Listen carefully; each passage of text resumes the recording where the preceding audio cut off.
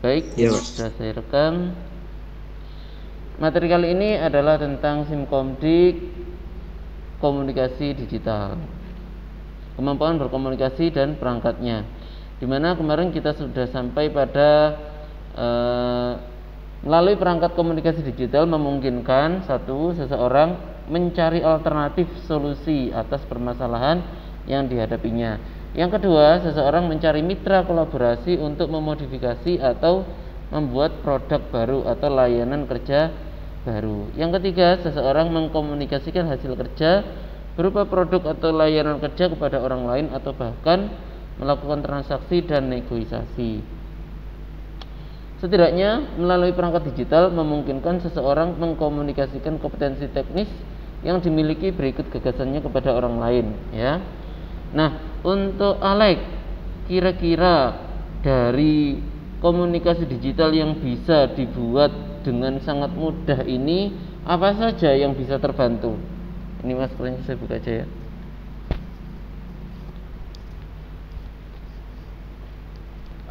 Oke, Pak. Maksudnya gimana, Pak? Nggih. Oh, nggih, monggo, Pak. Ada Pak Didi. Iya, Alex, Pak. Baik.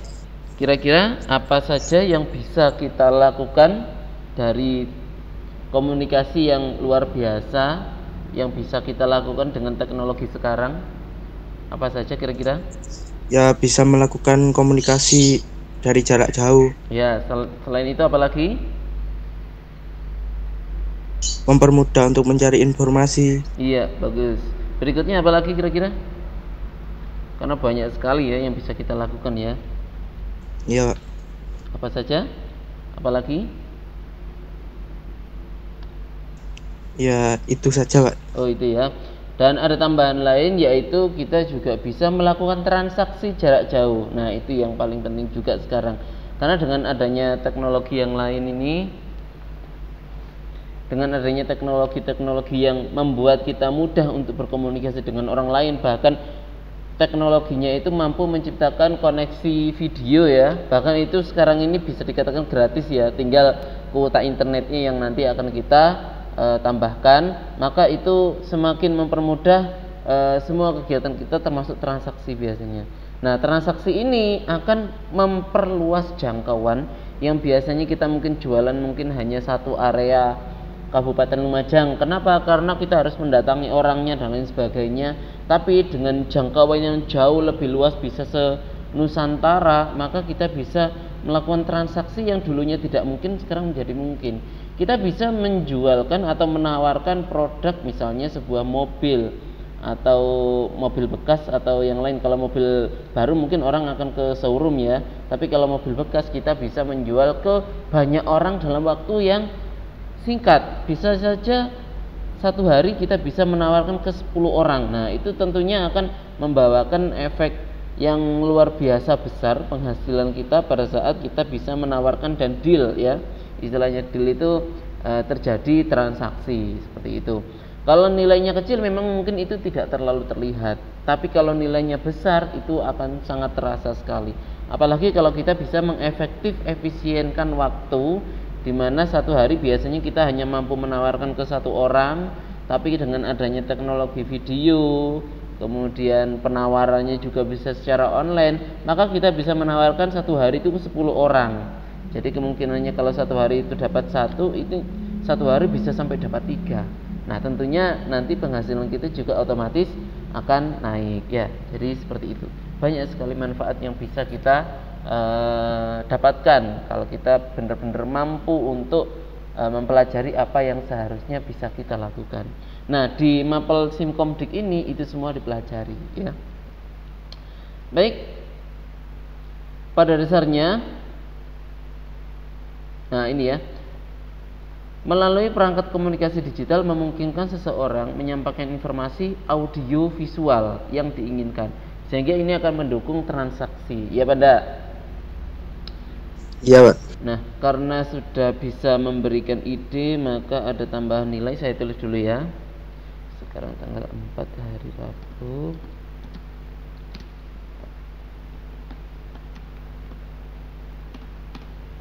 nilai tambahan Alek ya.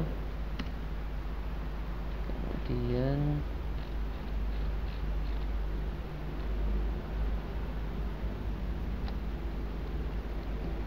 oke, saya tulis dulu ya.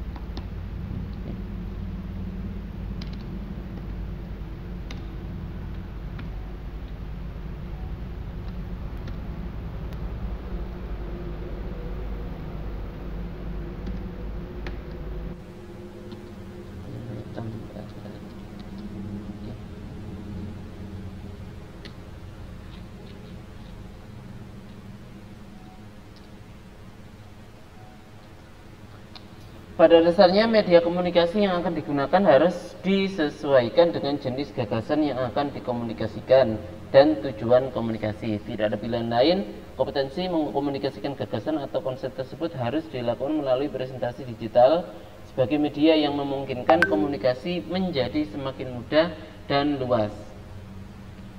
Bahkan mendunia, mempelajari perangkat digital harus dipandang sebagai upaya penguasaan keterampilan memanfaatkan alat komunikasi. Nah, ini nanti yang penting ya. Jadi kita harus mampu menggunakan alat-alat komunikasi untuk memperlancar bisnis kita, usaha kita, pekerjaan kita. Nah, itu nanti yang harus ditarget. Jangan sampai merasa, saya tidak butuh Instagram misalnya, kemudian tidak mempelajarinya. Nah, itu keliru. Jadi yang paling benar adalah harus mengetahui sebagian besar. Dan yang paling sering digunakan oleh orang-orang itu apa? Itu kamu harus bisa. Kita harus bisa memakainya, menguasai. Jangan sampai orang cerita terus kita tidak tahu apa-apa, pelongo-pelongo, tidak tahu apa ini maksudnya. Ini apa? Status itu apa? Lah itu jangan sampai terjadi. Insta story itu apa? Itu tidak tahu lah, itu jangan sampai terjadi. Kemudian, ini ngeditnya pakai apa? Maka kalau kita tidak mengetahui, maka kita akan kehilangan kesempatan untuk menambah koneksi, menambah untuk relasi, kemudian menggunakan fitur-fitur yang sudah tersedia, dan bahkan kemungkinan buruknya nanti kita akan diejek oleh pelanggan kita, orang ini kok masih gaptek. Nah, itu yang kalau bisa jangan sampai terjadi. Maka kita harus terus-menerus mempelajari teknologi, karena teknologi memudahkan kita. Semakin banyak yang kita tahu, maka semakin banyak yang kita bisa pilih untuk kita manfaatkan dengan media yang paling efektif dan efisien. Tentunya dengan penampilan yang menarik pelanggan atau konsumen kita. Nah, jadinya nanti seperti itu. Pak, saya kan bekerja di kantor atau bekerja di perusahaan, kita kan tidak butuh pelanggan. Lah, kita harus tahu pelanggan kita siapa, atasan kita. Berarti kita harus bisa memaksimalkan untuk pelayanan kepada mereka. Jadi kita harus tahu posisi kita sebagai apa, kemudian pelanggan kita itu siapa, terus bagaimana cara memberikan pelayanan yang terbaik dengan posisi yang efektif, efisien, dan juga bisa memberikan daya tarik yang lebih. Ya, maka kita akan menjadi pilihan pada pelanggan kita atau customer kita, sehingga kita menjadi orang yang punya kemampuan penguasaan teknologi di atas rata-rata, gitu ya. Kemampuan mengkomunikasikan gagasan sama pentingnya dengan kemampuan menemukan gagasan, ya. Baik, untuk mempercepat ini nanti bisa dibaca sendiri supaya nanti bisa lebih mantap untuk pembelajarannya. Kita akan ini ya, sampai sini nanti dibaca ya. Kita akan langsung lewat ke berikutnya. Ini rangkumannya, nanti silakan dibaca supaya nanti materinya tidak terlalu lama di bagian itu. Berikutnya bab 2, penggalian ide. Nah, ini logika dan algoritma. 1. Logika. Manusia adalah makhluk paling mulia sebab dianugerahi berbagai kelebihan yang tidak diberikan kepada semua makhluk selain manusia. Salah satu kelebihan tersebut karena manusia diberikan akal pikiran sehingga dapat memilih hal yang benar dan bermanfaat serta meninggalkan yang tidak bermanfaat atau mudarat, ya. Manusia merupakan makhluk yang mampu berpikir dan bernalar dengan baik. Nah, ini merupakan karunia yang luar biasa ini, ya. Sebagai makhluk yang berpikir, manusia memiliki dua ciri yang melekat, yaitu rasionalitas dan moralitas. Jadi rasional itu berarti masuk akal, moralitas ini berarti kemanusiaan. Nah, kemanusiaan ini yang membedakan kita dengan binatang, ya.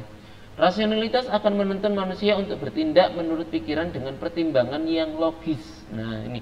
Sedangkan moralitas akan mendorong manusia untuk berlaku sopan santun sesuai dengan etiket atau norma yang berlaku. Beda ya dengan hewan, ya.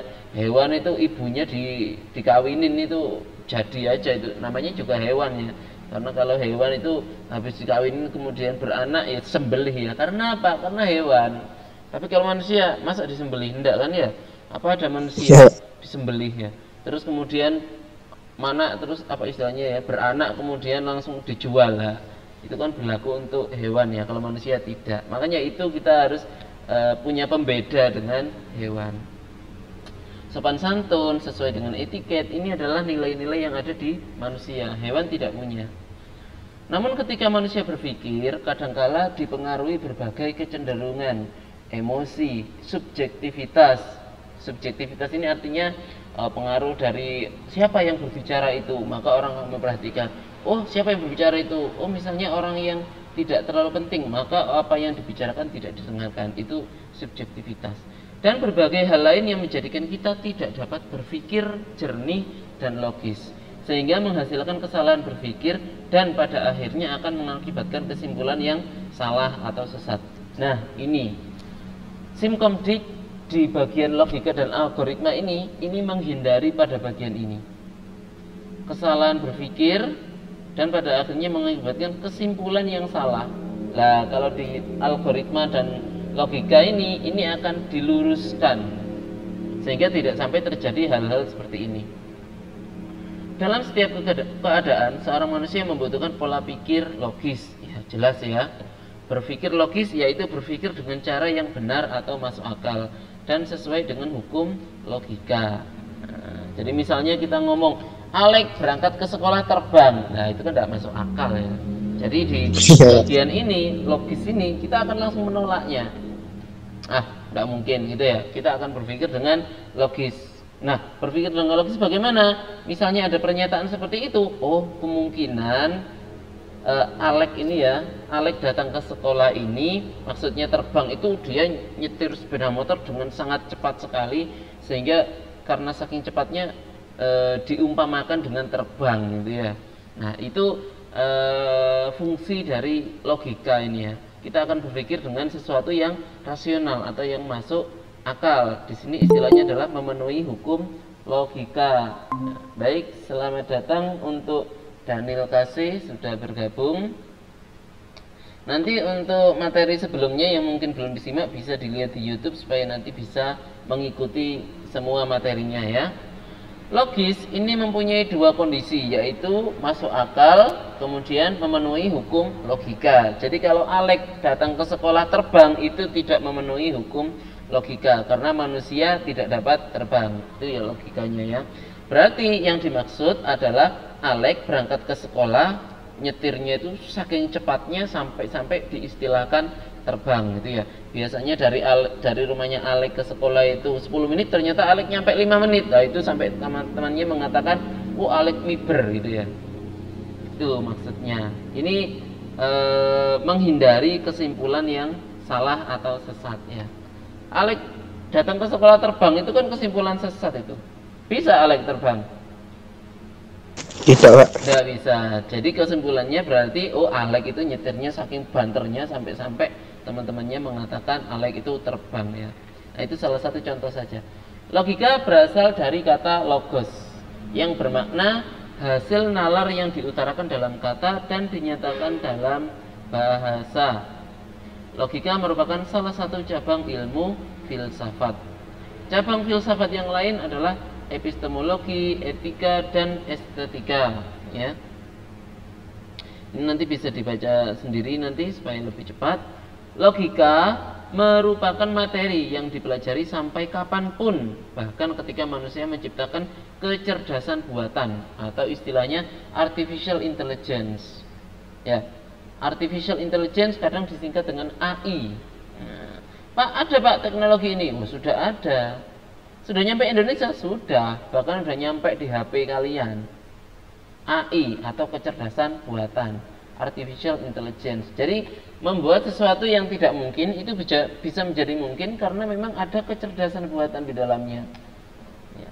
Kadang kalau orang yang tidak mengerti bagaimana sistem itu terjadi mengatakan, wah ini kok ajaib sekali ya, HP alat sekecil ini kok bisa membuat koneksi yang jaraknya yang beratus-ratus kilometer bisa terhubung dalam waktu kurang dari 1 detik. Nah, itu kalau masih mempunyai pemahaman yang sedikit. Tapi kalau kita sudah mengetahui pemahaman yang luas, maka itu masuk akal karena ada banyak sekali kecerdasan buatan yang telah dilewatinya sehingga memungkinkan hal yang dulunya tidak mungkin.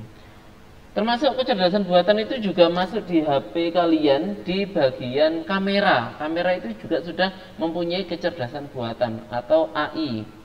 Salah satunya di HP saya itu juga gitu. Jadi kemungkinannya adalah pada saat motret suatu tempat yang gelap, seharusnya hasilnya gelap.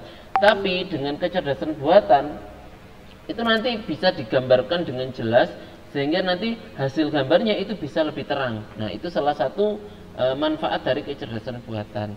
Tidak hanya di situ, kecerdasan buatan juga disematkan atau dipasang pada robot-robot yang biasanya ada di perusahaan-perusahaan. Kenapa? Karena di sana juga banyak sekali sensor.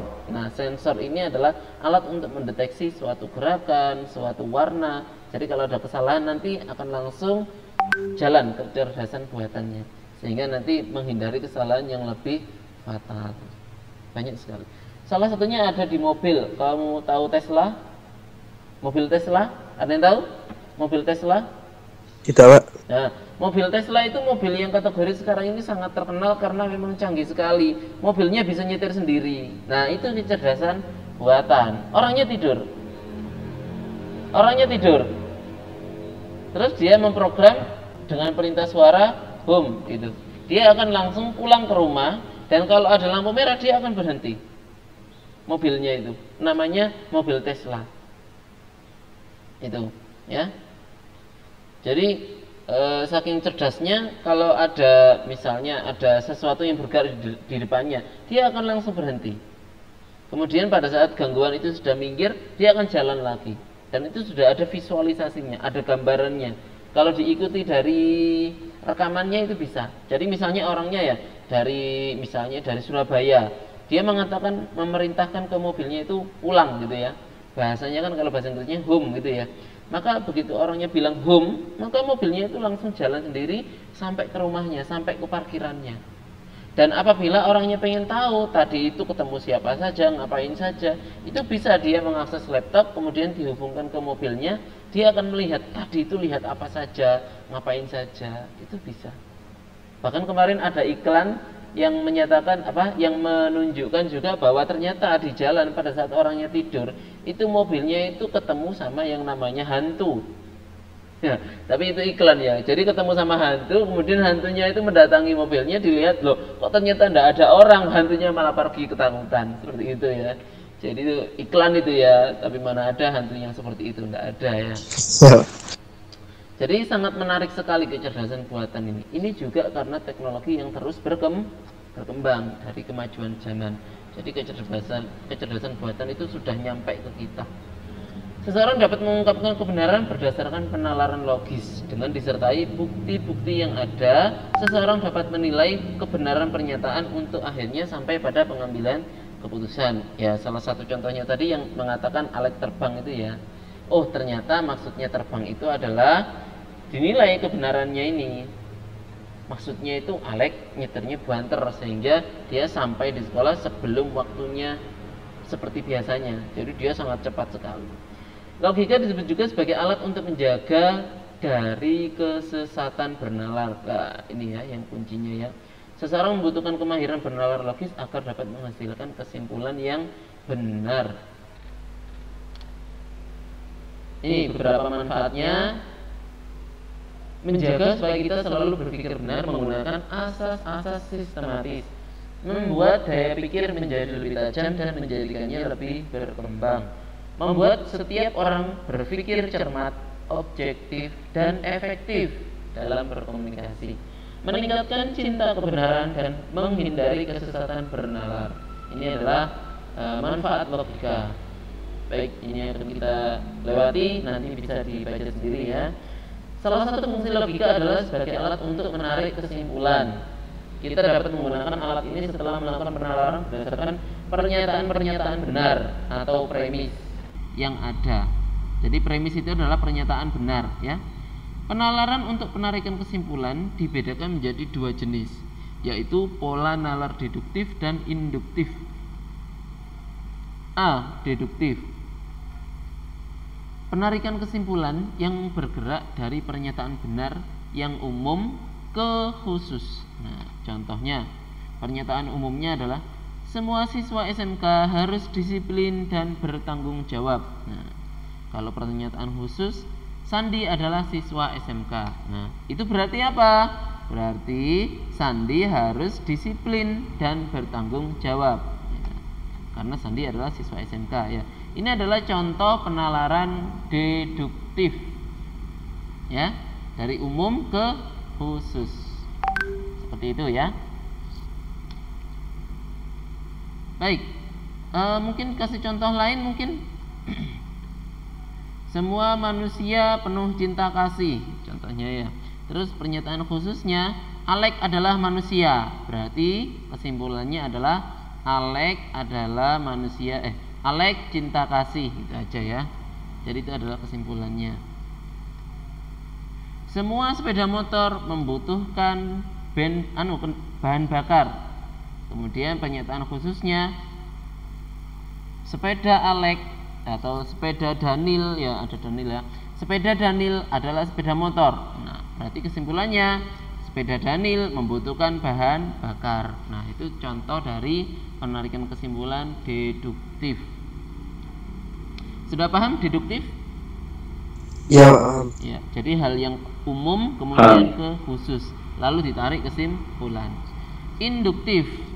Penarikan kesimpulan yang bergerak dari pernyataan benar yang khusus ke umum. Jadi kebalikannya. Khusus.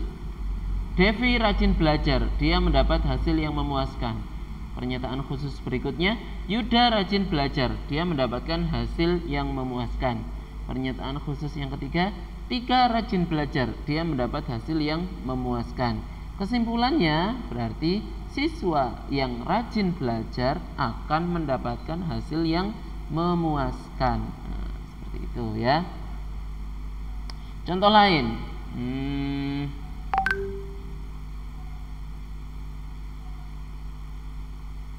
Contoh lain apa ya? Contohnya gini.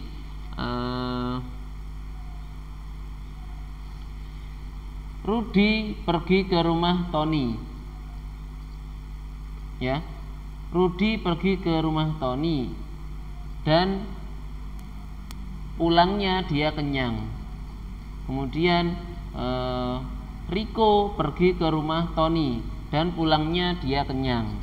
Kemudian siapa lagi?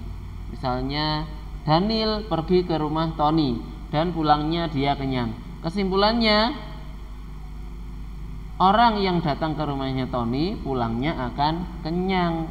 Berarti Tony ngasih makanan, ngasih jamuan, contohnya seperti itu ya. Jadi dari khusus lalu ditarik kesimpulan yang bersifat umum seperti itu. Ya. Bisa dipahami ya? Iya, Pak, bisa. Nah, sekarang kita masuk ke bab algoritma. Nah, algoritma ini memang harus diawali dari logika dulu. Kalau logikanya sudah sampai, nanti algoritma akan mudah untuk memahaminya. Setelah mempelajari logika yang terkait tentang bagaimana manusia berpikir dengan benar, selanjutnya akan membahas tentang bagaimana cara penyelesaian yang baik. Nah, jadi ini masih ada hubungannya dengan logika, tapi ini level yang berikutnya, yaitu bagaimana cara penyelesaian yang baik. Untuk mendapatkan cara penyelesaian yang baik dibutuhkan strategi atau langkah-langkah yang sistematis. Ini kata kuncinya, sistematis, agar dapat memecahkan masalah dengan cara terbaik. Ini cara terbaik. Ini ya. Misalnya sebagai berikut. Dina adalah seorang siswa SMK kelas 10. Setiap hari dia pergi ke sekolah setelah melakukan sarapan. Pada suatu hari ketika Dina akan sarapan, yang tersedia hanya nasi tanpa sayur dan lauk. Nah, tidak bisa makan ini ya. Kemudian terpikir oleh Dina untuk membuat tumis toge tempe dengan langkah-langkah sebagai berikut. A. Siapkan toge, tempe, cabai, bawang merah dan lain-lain yang diperlukan. Berikutnya, iris bawang merah, bawang putih, cabai dan lengkuas. Panaskan minyak dan masukkan semua irisan bahan. Goreng tempe sebentar.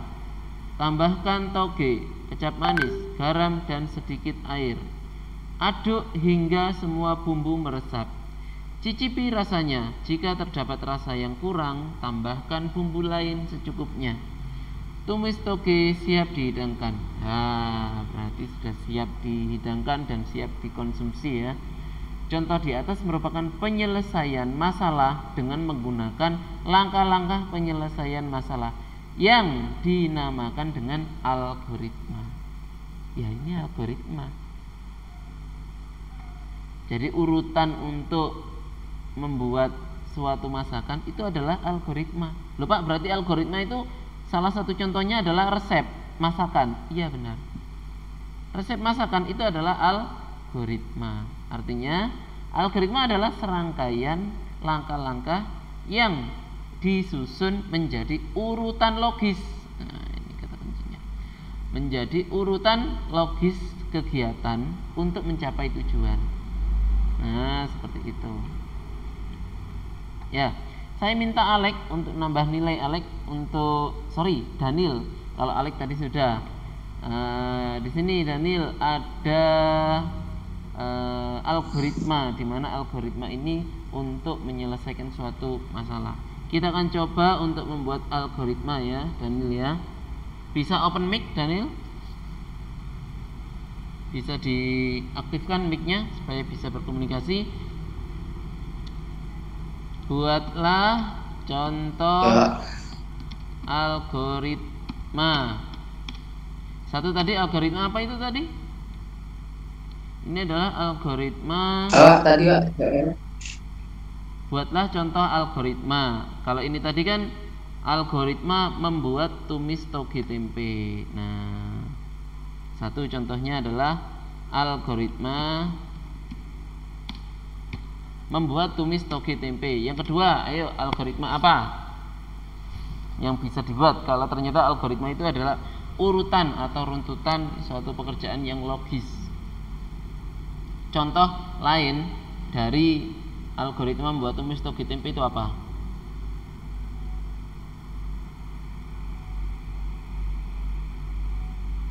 Ayo, algoritma apa? Banyak sekali kegiatan sehari-hari itu semuanya adalah algoritma. Coba kasih contoh lagi, algoritma apa?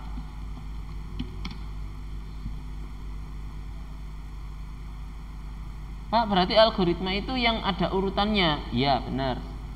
Jadi ada urutan-urutannya, itu berarti algoritma. Coba apa contohnya?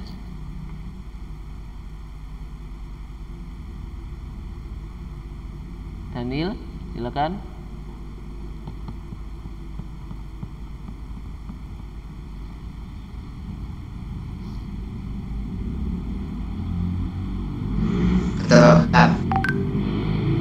Coba kamu sebutkan apa itu? Apa saja sudah? Tidak harus membuat kegiatannya, hal-hal yang lain. Pokoknya yang berupa kegiatan, kamu kasih judul sendiri apa terserah. Nah, itu adalah algoritma. Yang penting nanti ada urutan di sana yang logis, yang kalau dilompati maka itu nanti akan gagal. Jadi harus urut gitu. Silakan. Algoritma apa kira-kira? Tidak harus membuat, bisa pergi kemana gitu.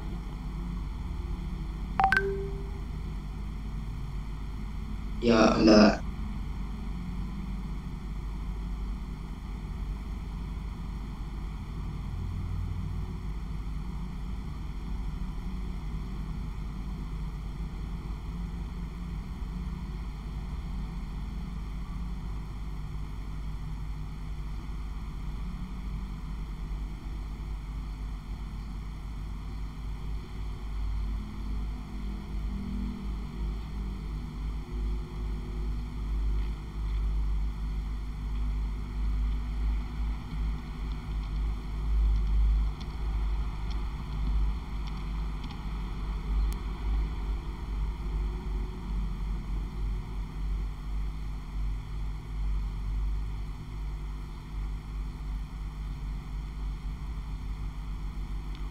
Silakan Daniel, apa kira-kira?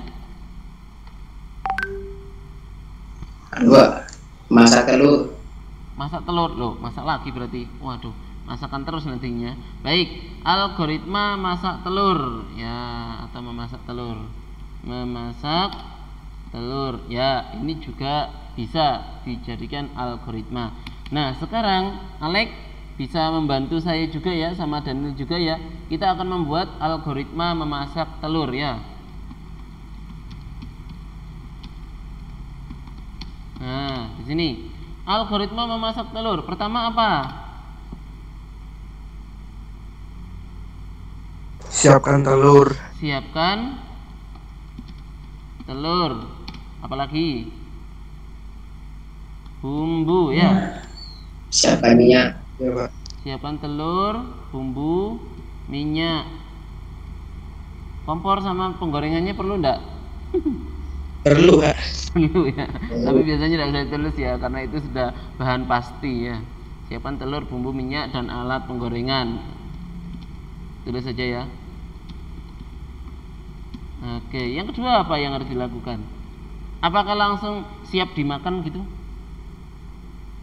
Itu apa Makan namanya? telurnya, Pak. Hah? Telurnya itu, Pak. Iya, pecahkan telurnya ya. Dan tuang ke bumbu. bumbu, bagus. Lalu aduk, lalu goreng. Nah, aduk tahapan berikutnya, berarti di bawahnya. 3. Aduk lalu goreng. Ya. 4.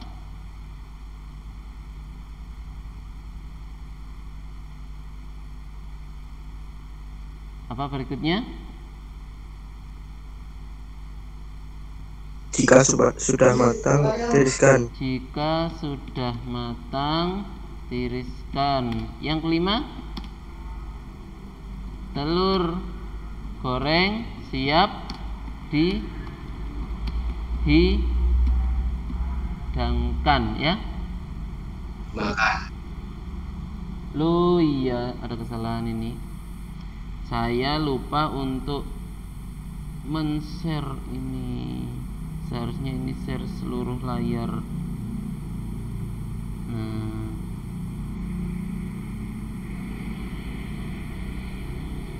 ini.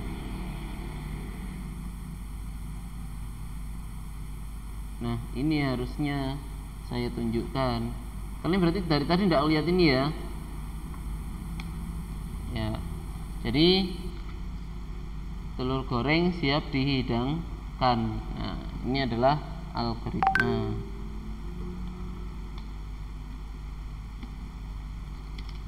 Nah, mungkin untuk lebih memudahkan ada lagi contoh algoritma lain. Saya tunjukkan ya.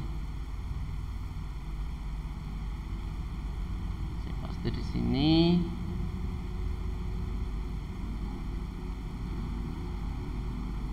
Oke, ini saya stop screen dulu.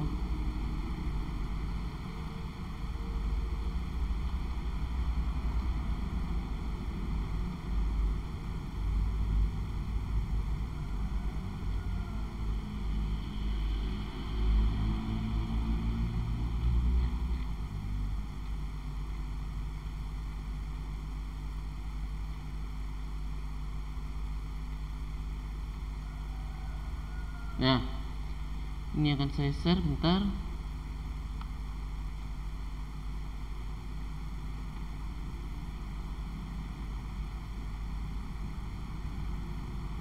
Nah, ini ya, ada lagi algoritma berangkat ke sekolah. Ini contohnya ya. Algoritma berangkat ke sekolah, pertama mandi, yang kedua memakai seragam, yang ketiga sarapan, yang keempat mengambil tas, yang kelima meminta uang saku, 6 salim ke kedua orang tua, 7 mengambil sepeda, 8 berangkat ke sekolah, 9 masuk gerbang sekolah, 10 memarkir sepeda, 11 masuk ke kelas, yang ke-12 selesai ya.